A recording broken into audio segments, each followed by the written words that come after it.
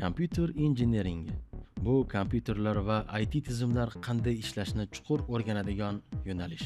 Aynan shu soha orqali serverlar, tizimlar va butun IT infratuzilma ishlaydi. Bu yo'nalishda siz tizim injeneri, tarmoq administratori yoki texnik mutaxassis bo'lib ishlashingiz mumkin.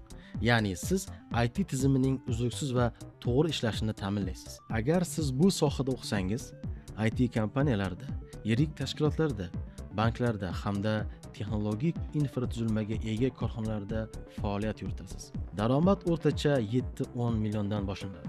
Tajriba bilan 15-30 milliongacha chiqadi. Kuchli mutaxassislar esa bundan ham yuqori daromad qilishadi. Karyera davomida siz kichik mutaxassisdan boshlab texnik lider yoki IT infratuzilma boshqaruvchisi darajasigacha o'sasiz. O'qish davomida siz kompyuter tizimlari, tarmoqlar, serverlar bilan ishlashni amaliy tarzda o'rganasiz.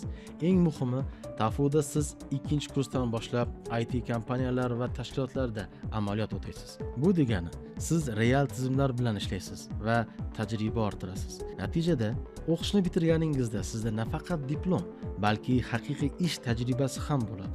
Agar siz texnik jihatdan kuchli mutaxassis bo'lishni va IT tizimlarini yuragini boshqarishni xohlasangiz, bu yo'nalish aynan siz uchun.